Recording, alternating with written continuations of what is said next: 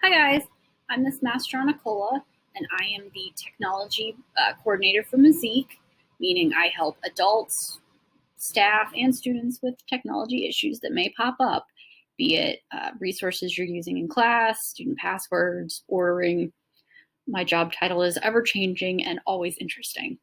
But one of the things I like to do are I make videos that kind of walk you through things that you may need to know. And in this video, we're going to talk about Google Classroom and just cover some of the basics. That way you can get the year started off on a really good foot. This is my actual Google Classroom right now. And you can see I'm part of 4 different sections, 3 of which I am an actual student in because I can see my instructor's picture. This 4th one is my test classroom, and I use this for training a lot. So we're going to go into this test classroom and just take a peek. First of all, you'll see the stream. In here is where you'll find a link, usually to a Google Meet. There is no Meet link generated right now because this is a test. But when you're in your real classes, you should see a link there for your class Google Meets. The stream is pretty overwhelming. It is chronologically ordered, so whatever's newest is on top, oldest is on bottom. The further we get into the year, the more overwhelming this becomes, especially if you ever get behind on something and you have to go back and try and find what you missed. I usually avoid the stream because of that and prefer to go to Classwork. In Classwork, you'll find different topics usually, and you'll be able to navigate your way around your class a lot easier. So you can see in this sample, we have announcements, project stuff, recordings, and then a section for week 1.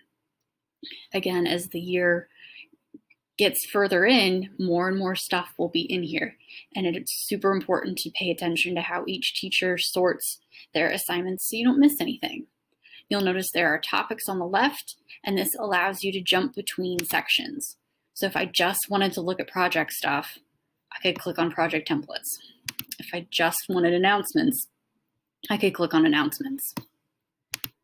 This is all well and good, but this is what it looks like from the teacher view. I want to show you what it looks like from a student view. So we're going to switch over to this practice classroom I have set up and just kind of look at a few things. So there is only one class in here. You will have more, but you'll click on the class you need, and it's very similarly set up. I have the stream, which I'm going to avoid, and I'm going to go straight to Classwork. In here, I can see that there's an announcement section, week 1, and project stuff. Something to remember about with Google Classroom, if it's grayed out, it means it's not an assignment or you've already done it. So if you're looking to try and focus on what it is that you have to do, look for the circles that have color, okay? So the first thing I want to look at is what an assignment looks like. This sample, oops, silly me, you have to actually click on it, and then you want to click on View Assignment. That gives you more information. And my head is in the way. So this is an example of an assignment that has already been turned in. I have a document attached right here. It had a rubric, and this was graded. You have the option to add a new document if you wanted to. The X would allow you to delete, and you could pull from your drive instead.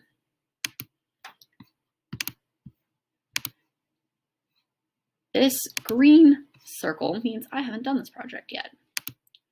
So, oh look, this is where you would find directions, point value, an empty rubric meaning, okay, what do I need to do? If I click on the rubric, I can see, okay, to get 10 points, I have to do this. 8 points, I have to do this.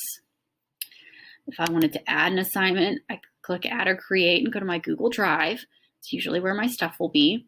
Sometimes teachers will attach a template, which will automatically put your work right there for you. And don't forget there are comments where they can give you feedback. You can ask questions. Depending on the assignment, you may turn something in more than once and find out, ooh, maybe I needed to revise that.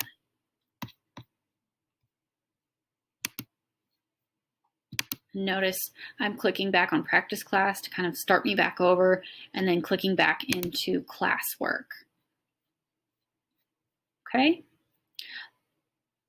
you can click on your class drive folder, and that will take you to all of the work that you've turned in for this particular class. Because I only have one assignment in here, that's really easy. I only see one thing. But I was in Drive, and I can see the class drive folder. If you are in a class that posts lots of due dates, it will also take you to your Google Calendar. You could click on that, and that will also give you more information and an agenda kind of what it is you need to look at. I hope this made sense and just kind of reminded you of some of the basics of Google Classroom. Good luck in the fall, and let me know if you have questions. Bye.